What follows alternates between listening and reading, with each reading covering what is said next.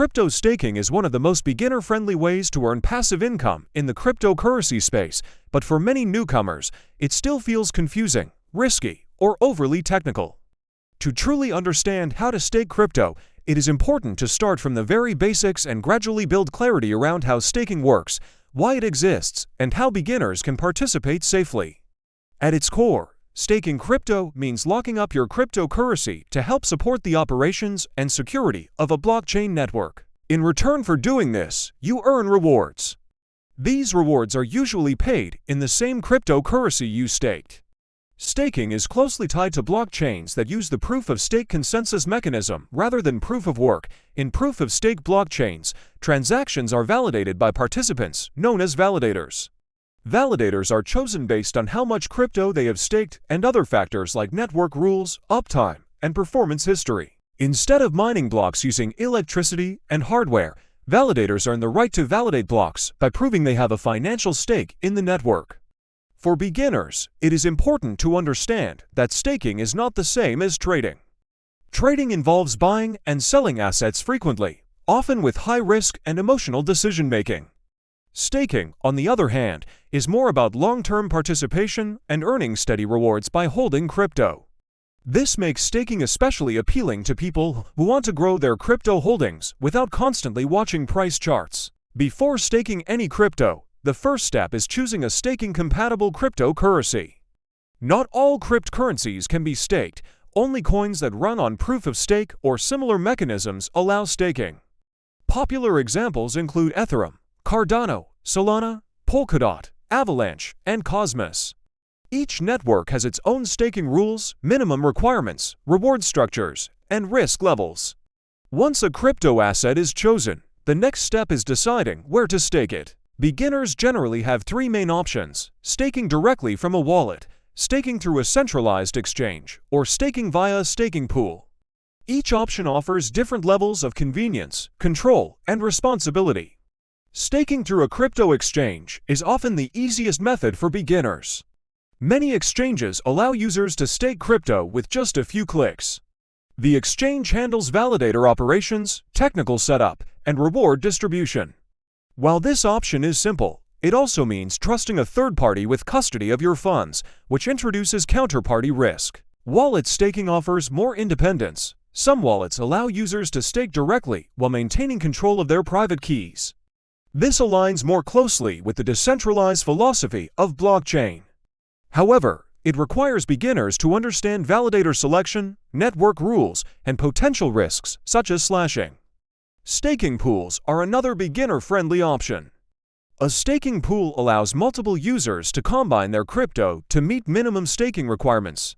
Rewards are then distributed based on each participant's contribution. This is particularly useful for networks like Ethereum staking, where running a validator independently requires a high minimum amount.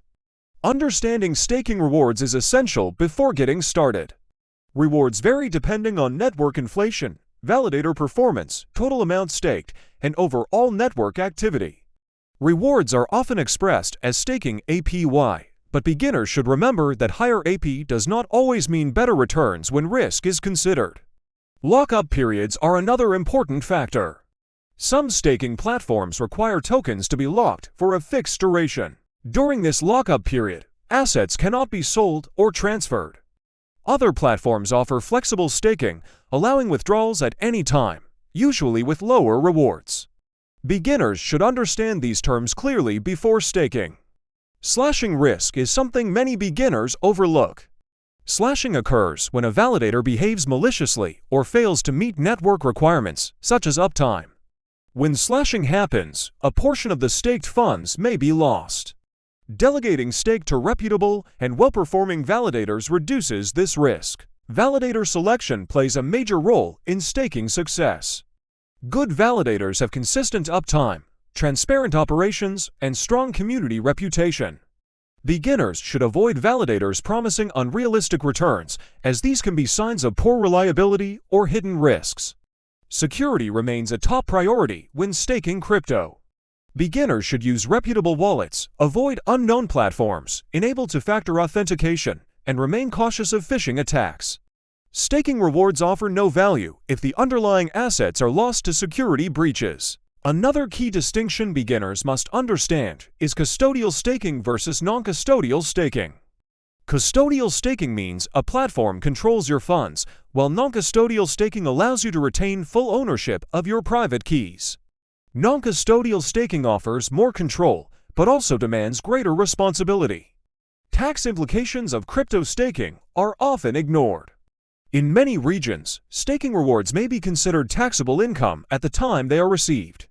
Keeping detailed records of rewards earned and understanding local tax rules helps beginners avoid future complications. Compound staking is a powerful long-term strategy.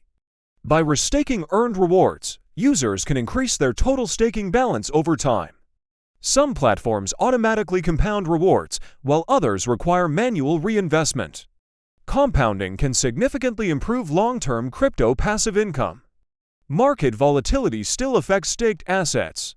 While staking generates rewards, the value of the staked cryptocurrency can fluctuate significantly. Beginners should understand that staking does not remove market risk, it only adds an additional reward layer. Long-term staking strategies often focus on networks with strong fundamentals, active development teams, and real-world use cases. Sustainable staking rewards usually come from healthy ecosystems rather than short-lived hype. Another important area beginners should understand is the difference between native staking and liquid staking.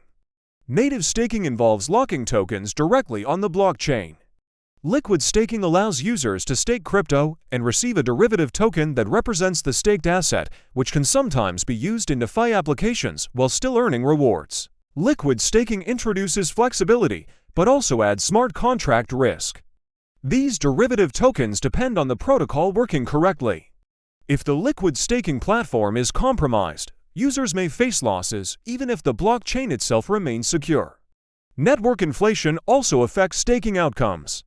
Many proof-of-stake networks mint new tokens as rewards. While staking rewards may look attractive, inflation can reduce real returns if demand does not increase accordingly. Beginners should consider token economics alongside reward rates. Minimum staking requirements vary across networks. Some blockchains allow staking with very small amounts, while others require higher deposits. Understanding these thresholds helps beginners choose networks that match their budget and risk tolerance. Delegated proof of stake introduces another layer. In this system, token holders delegate their staking power to validators rather than running nodes themselves. While this improves scalability, it can lead to validator centralization if users are not careful. Unstaking periods are another crucial factor. Many networks require a waiting period before funds can be withdrawn after unstaking. During this time, assets do not earn rewards and remain exposed to market volatility. Planning liquidity needs around unstaking delays is essential. Staking dashboards and analytics tools help beginners track rewards, validator performance, and network health. These tools reduce guesswork and support informed decision-making. Psychology also plays a role in staking success. Beginners may feel tempted to unstake during market downturns. However, emotional decisions often reduce long-term rewards. A disciplined approach focused on fundamentals usually leads to better outcomes. Community involvement is an often overlooked benefit of staking. Many networks allow stakers to participate in governance decisions. Engaging with the community helps beginners stay informed about upgrades, proposals, and potential risks. As blockchain technology continues to mature, staking is becoming more accessible. Improved user interfaces, educational resources, and simplified tools are making blockchain staking easier for beginners, while still requiring basic understanding and responsibility. If you want more beginner-friendly crypto guides, step-by-step tutorials, and clear explanations without the hype, subscribe to the channel, like the video, and turn on notifications so you don't miss upcoming lessons.